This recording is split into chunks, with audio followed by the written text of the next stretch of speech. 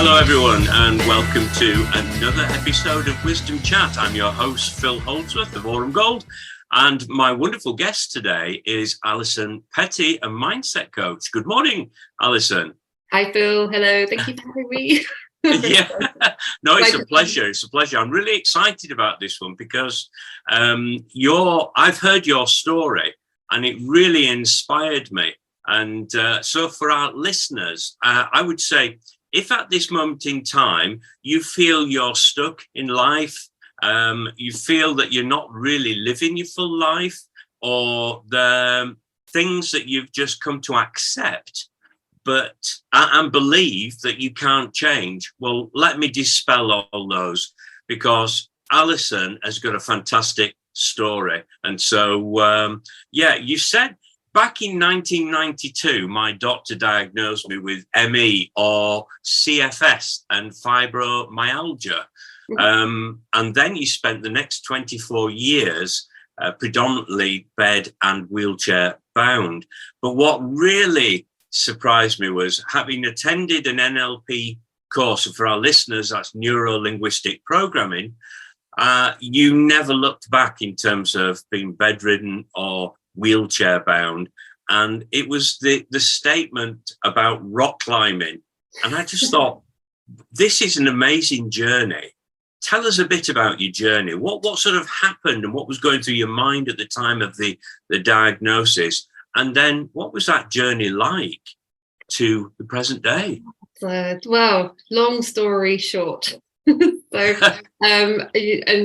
people do want to find out more, I know you're going to be showing my details at the end, and there's a lot more, a lot more in depth on my website and on my YouTube channel about this. But in a nutshell, I was 17 years old. I had very clear dreams and aspirations of becoming a rock climbing instructor and living in the Canadian Rockies with my kayak and dog one day. I was a very healthy, very happy, very active teenager.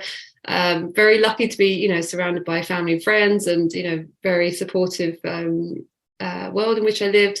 And again, in a nutshell, I had came down with a particularly nasty flu virus in my sort of late 16th year. Got over that, but then, like a lot of people in their younger years, tried cannabis for the first time, and unfortunately I had an insanely bad reaction to it for whatever reason, which I don't know, still know now. My friends were fine, I wasn't. And over a couple of months, my body just broke down under the weight of what I now know was the weight of these two things, the virus and then this very nasty reaction, which had very long-term effects. And my understanding of it now is that really that my body just couldn't handle these two very, very extreme things, and I became chronically ill, and it was almost overnight. And again, I talk about this a lot more on my website, but it was about 4 years before I got a diagnosis. But from the first day, I had chronic bone, joint, muscle pain, hypersensitive raw skin.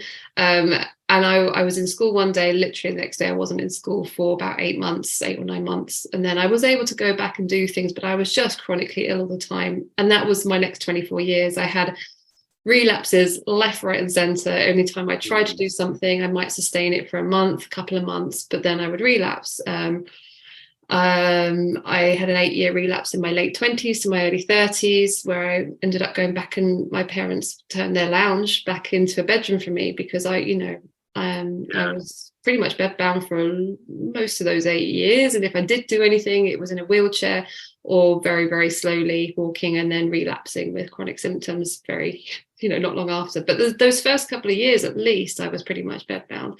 4-year relapse in 2012 to 16. I had my own place by that point at Brighton, but my memory of that is being in a very, in a dark room for most of those 4 years, because I couldn't tolerate light. And I have memories of, my mum and dad and my family sitting by my bed, and especially my mum, I remember putting food by my bed and just sitting quietly with me and holding my hand, and not being able to have much of a conversation. And again, chronic pain, I would often be on, over the years here and there, things like morphine for this really intense bone pain and joint pain. And everything was just, I was functioning, but there was always, and I mean it, there was always symptoms of some kind.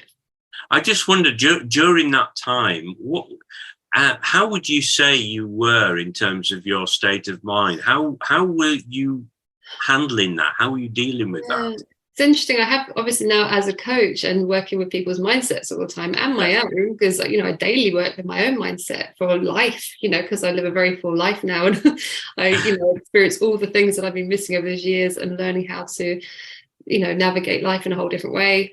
And I look back, and in terms of depression, I experienced what I absolutely know to be depression in the pandemic. My father unexpectedly passed away, and I can't never say this without getting along to my throat.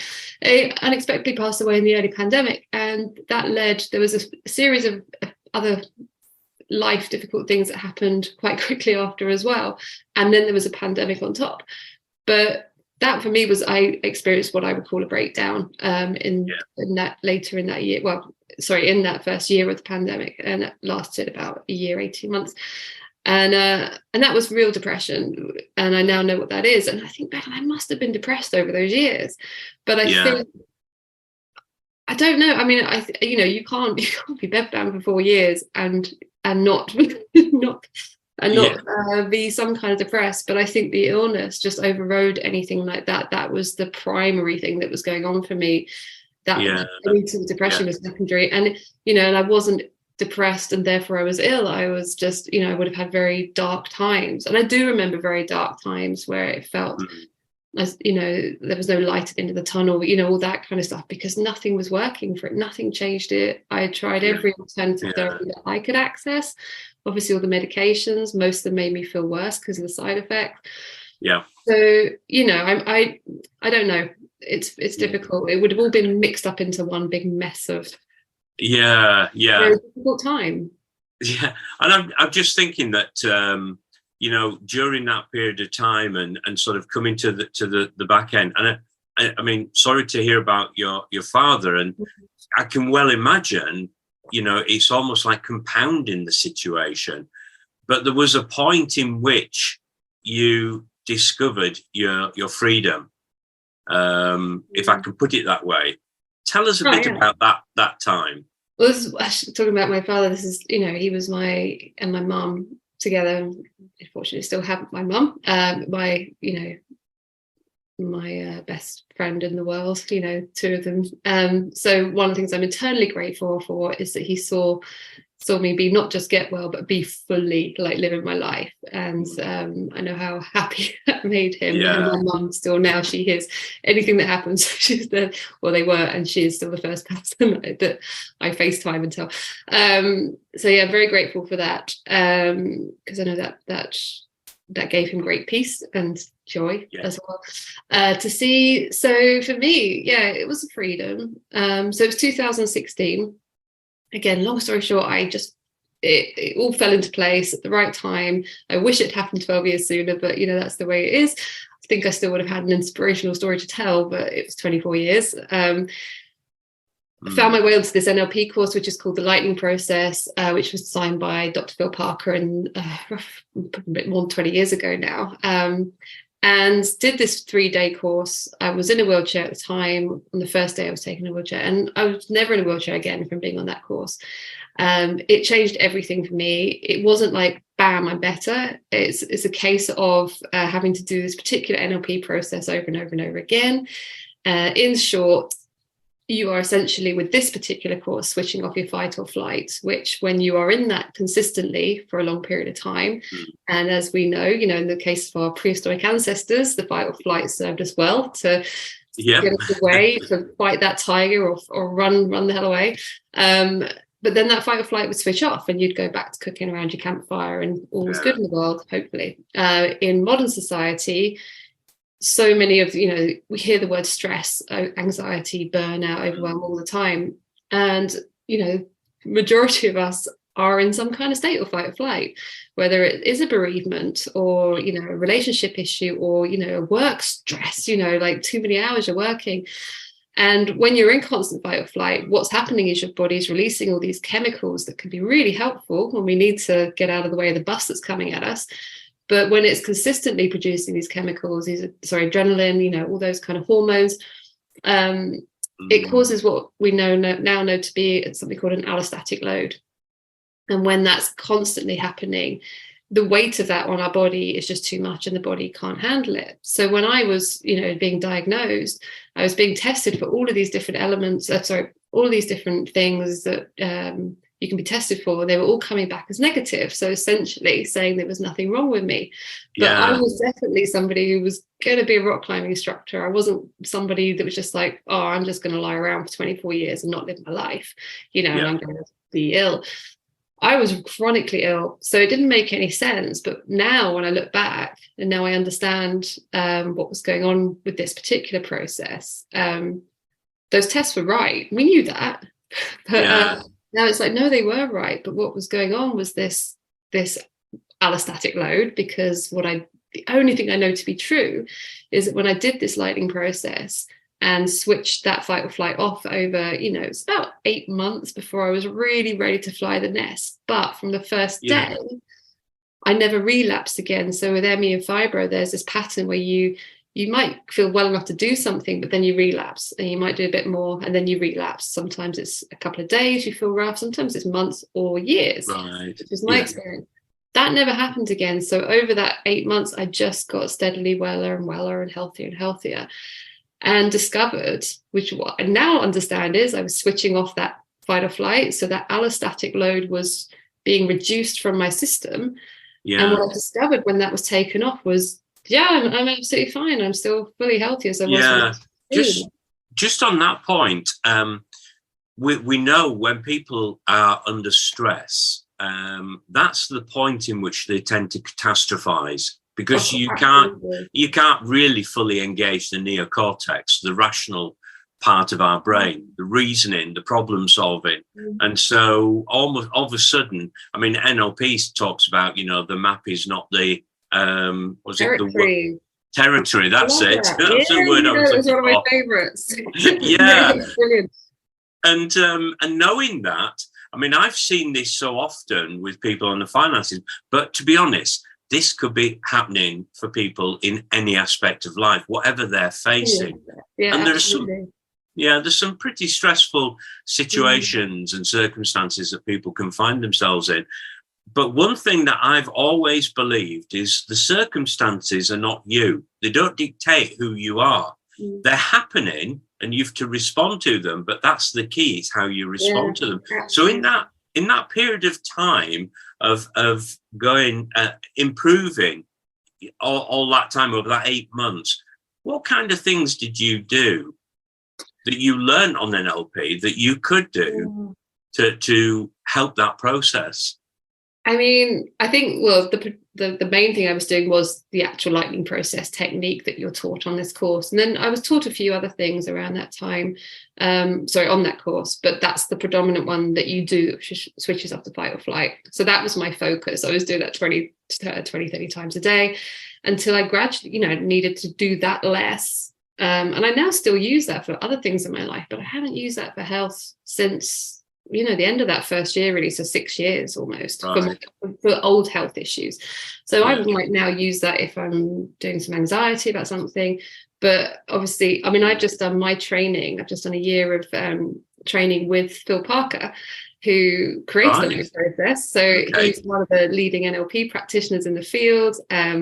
He's amazing. And and his training is one, I think there's only, I'm not 100% sure, but it's either 2 or 3 that you can do in the UK that's clinical. And there's a lot of few-day courses.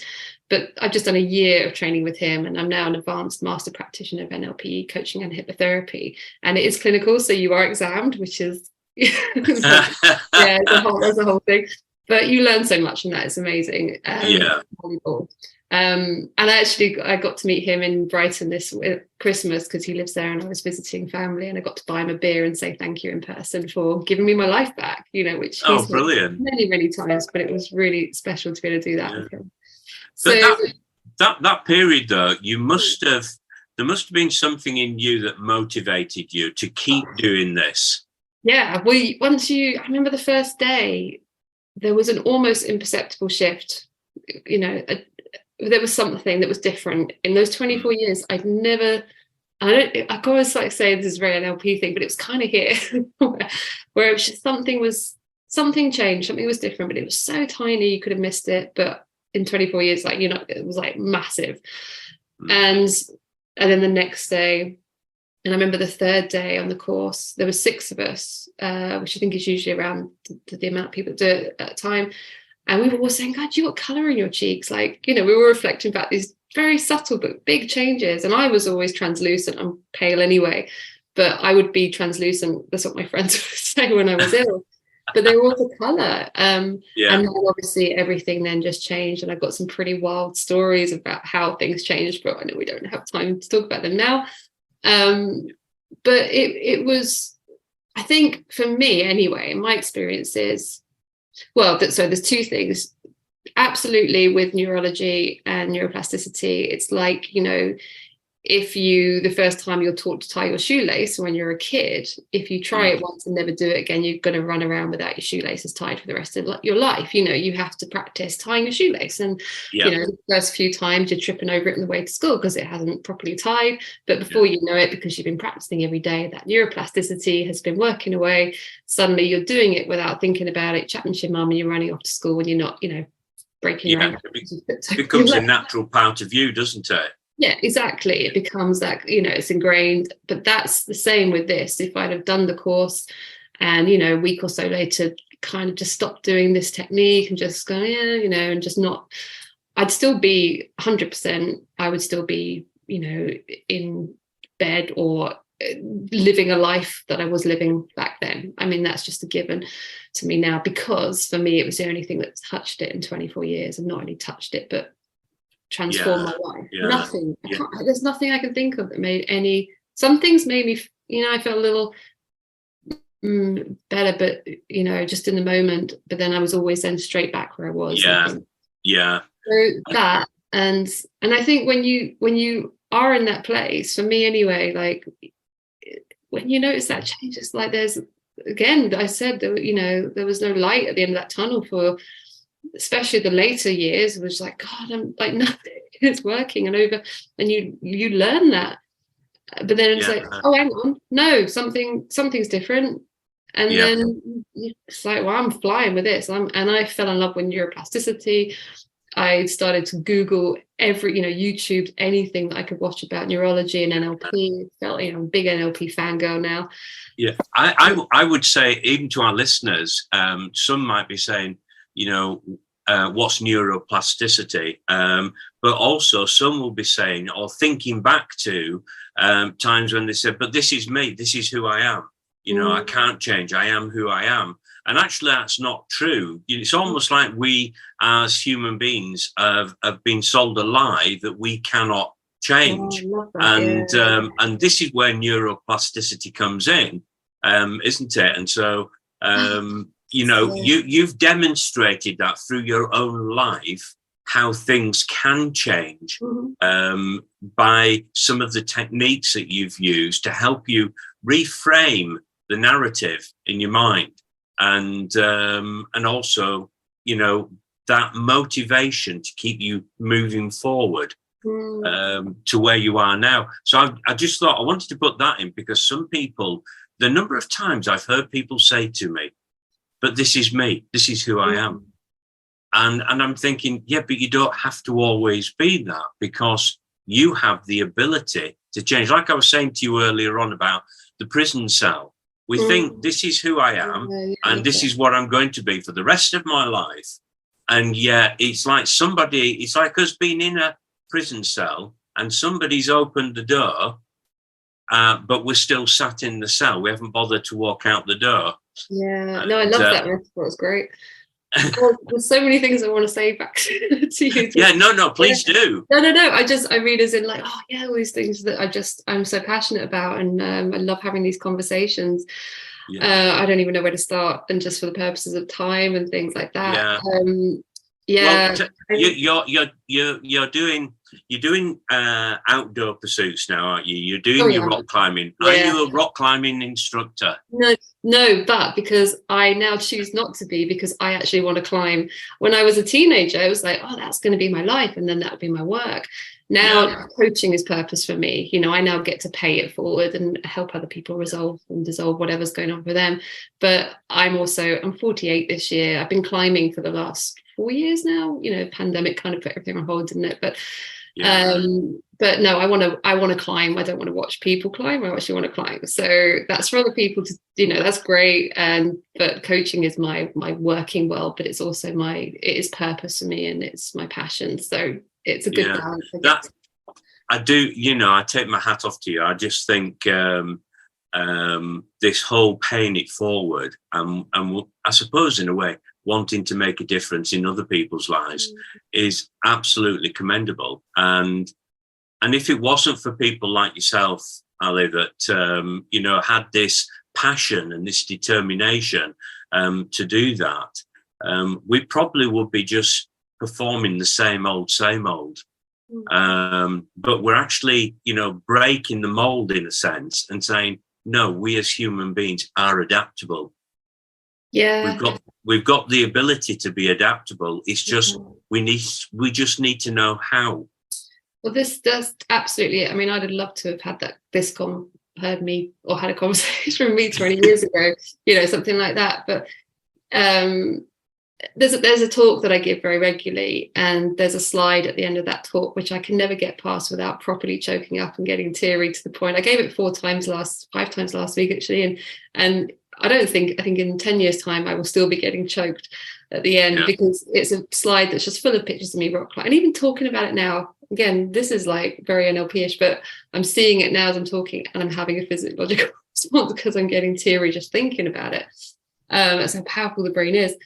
But it's a slide of me rock climbing and mountain biking, and this slide comes up, and I always have to pause and say, okay guys, I come off script for a minute, and I'm like, this always hits me. I'm just gonna have to just take a little second just to gather myself, and I actually can't look at it. But what I say is, it's a wonder to me that this slide only exists because my brain's incredible ability to change. And that's the truth of it. You know, as I keep saying, this was the only thing that touched it for me, and not just touched it, but transformed my life and gave it back. And that was my brain. Obviously, I was guided by Dr. Phil Parker and NLP. And I get chills when I talk about this, because, well, you were just touched on beliefs, and man, they are powerful. And you kind of said it, but, you know, we talk about in NLP how beliefs are, or limiting beliefs particularly, are lies masquerading as truths. And you know, for me, it's like, I don't really know what my beliefs were at that time, but they were very, very muddy. And I think I maybe believed that one day there might be something that would enable me to live a life in some way and manage this thing, which I don't like that word manage, but that would have been the old narrative, you know. But to have the life that I have now is literally mind-blowing.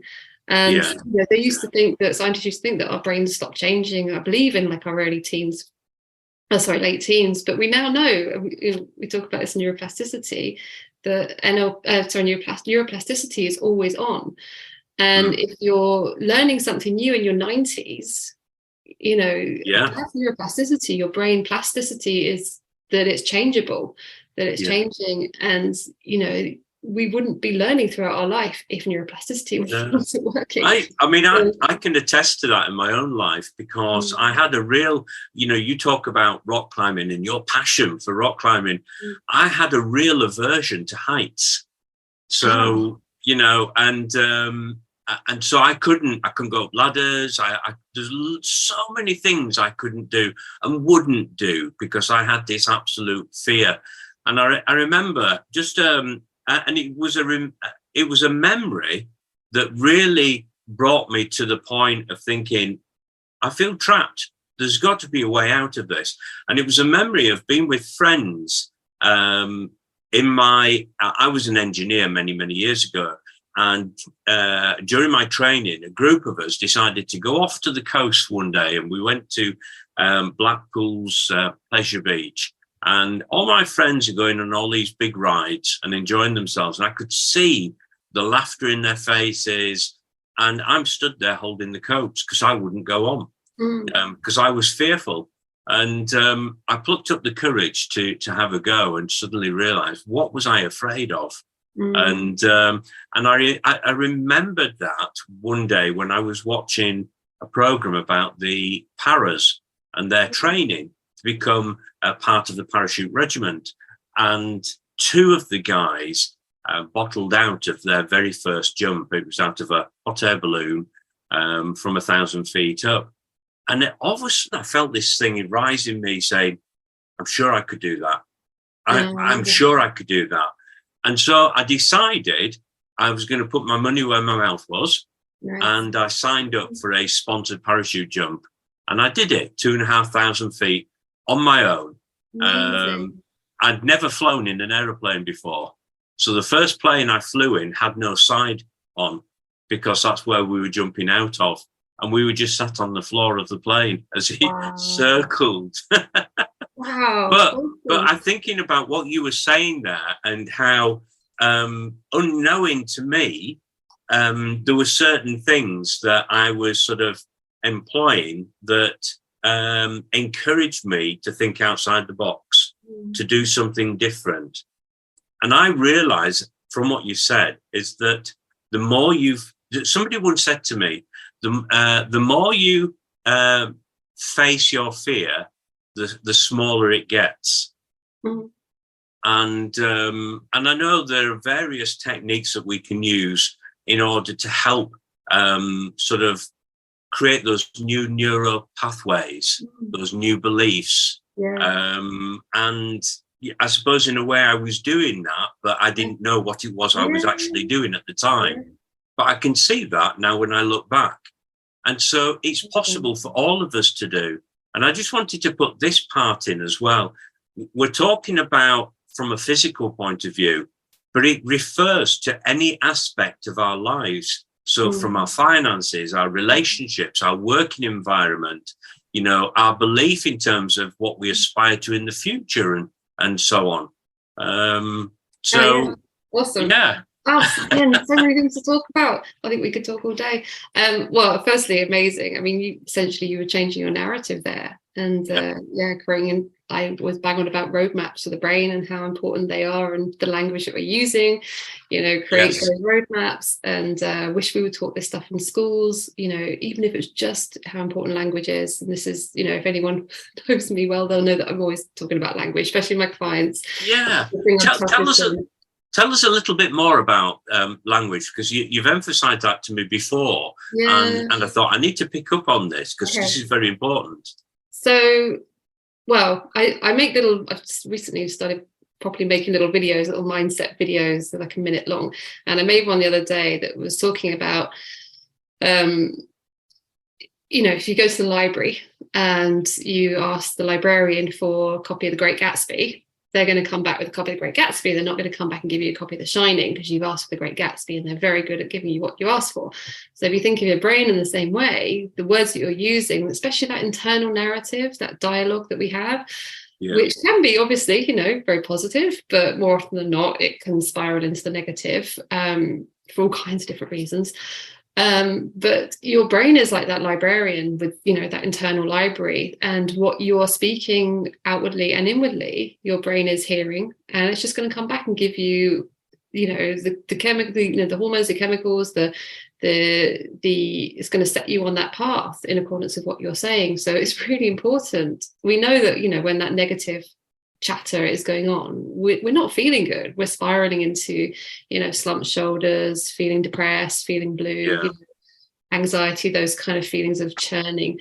And we also know that when we are in that positive mindset, we are feeling the opposite. I mean, that's just the way those two things go. But what we can learn is that when we come off autopilot and actually harness that neurology and that mindset, we can, the brain will come back and give us the good stuff, because that's so that's really important. And I was just thinking, about finances as you were talking then, and obviously knowing we were going to have this conversation.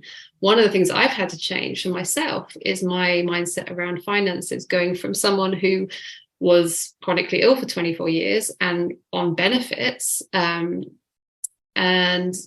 if I did ever do anything, it was voluntary. So, and actually on the course with Phil Parker, there was a whole, seminar, module on beliefs, which is one of my favorite things to work with people, because more often than not, that's like underlying so many, well, it is, underlying so many things that are stopping people moving forward. And I was sort of setting up my business around this time as well. And he used me as the person to demonstrate a particular beliefs process on, which I love.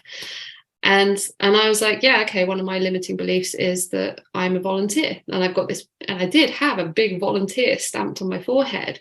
And that was I ever, am I worthy of being paid? Am I worthy of earning money? Am I worthy, all that stuff. Yeah. Purely because of so many years of that. And then not just the volunteer thing, but the chronic illness, all that goes on with that.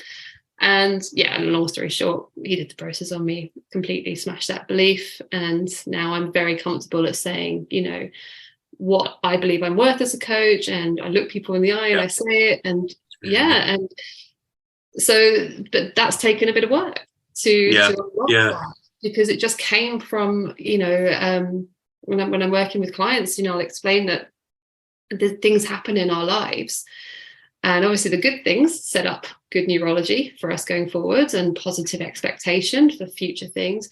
But we all know as humans, lots of tricky things come along in our paths. And we talk about how we have these responses to those moments. We might have been 5 years old, we might have been 23, but we'll have had a response to that situation to enable us to deal with that at that time. And that would have helped us deal with it effectively and great. But what the brain doesn't know is to leave that response there. What then happens is we carry that response, that way of being throughout our lives. And we build up lots of different versions of this that we carry through our lives. And, I remember, Phil talks about this, how, these things have a sell-by date. And they are long past that sell-by date, and not, it's not appropriate for me now to still have a volunteer label. I mean, not that I clarify, there's, I'm fully behind people volunteering for things, and I volunteer in other ways in my, there's something else I do now as a volunteer. That's a very different thing. And I think, the world needs a lot more people volunteering and giving their time. But I'm talking about one that stops me from doing my work and my job. You're talking about like the self-image, aren't you? Self-acceptance and things like that, which I come across even with the financial side. The number of people who I come across who don't feel able to spend money on themselves because they have a poor self-image, and they perhaps don't realise it. It's just the fact that they've taken on board a belief that is actually not a true belief. It's it's a limiting belief masquerading as truth, and it's just interesting to see then how people respond. They would rather give their money to other people than to themselves, or they wouldn't spend their money at all.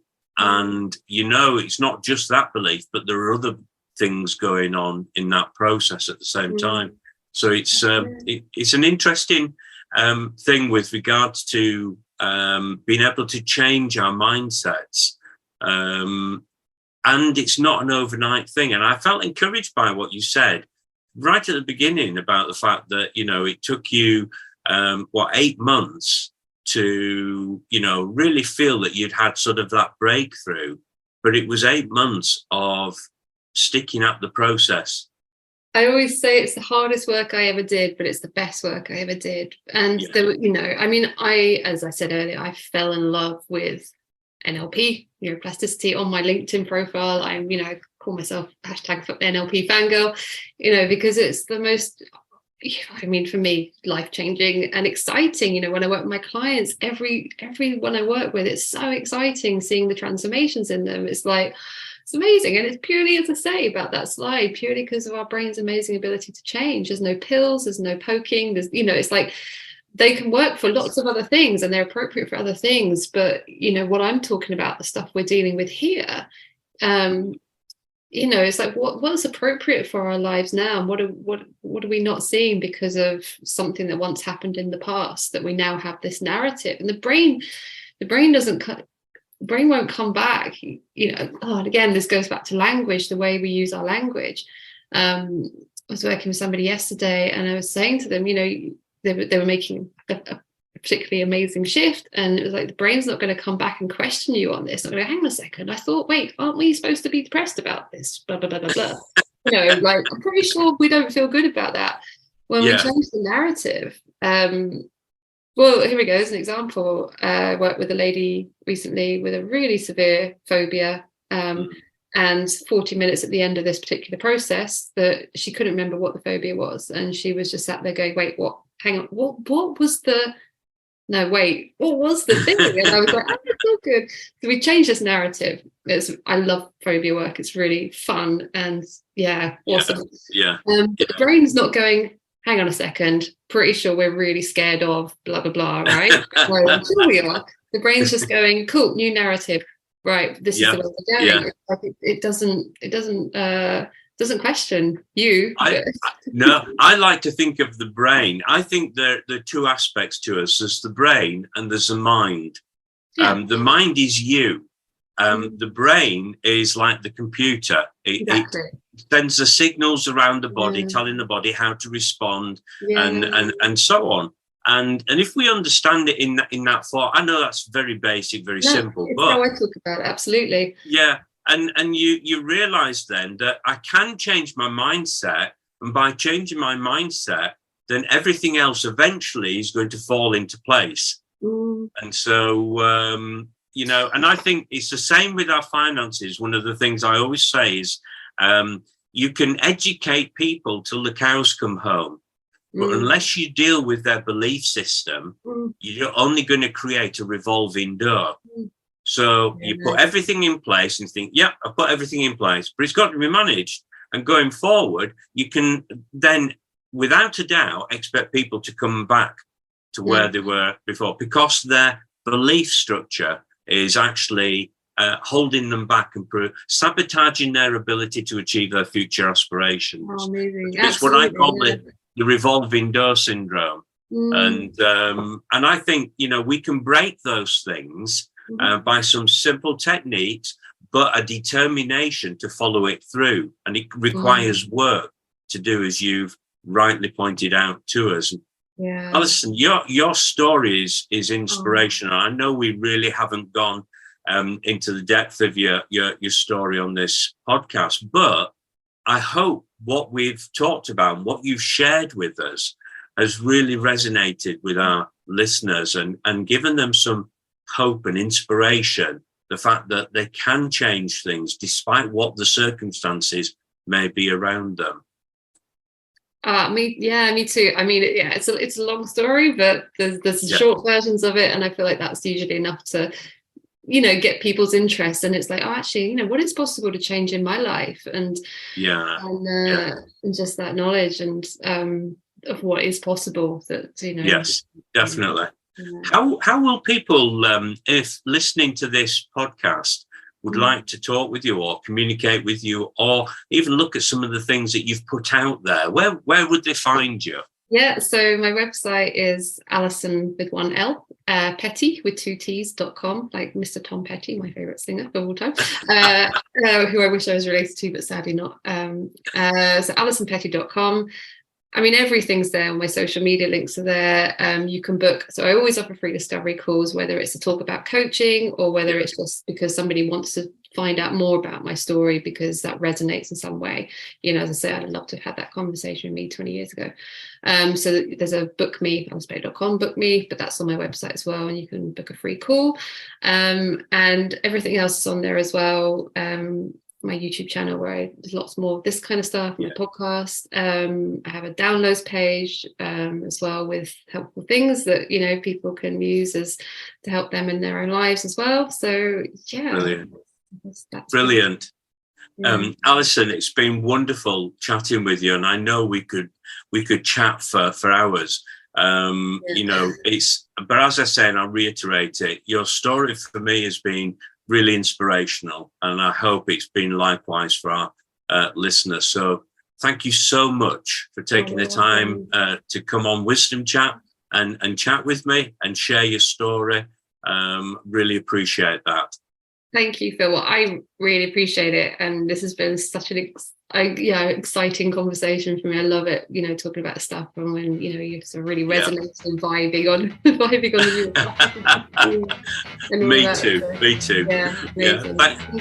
Thank you very much, Alison. You take care. Thank you, Phil.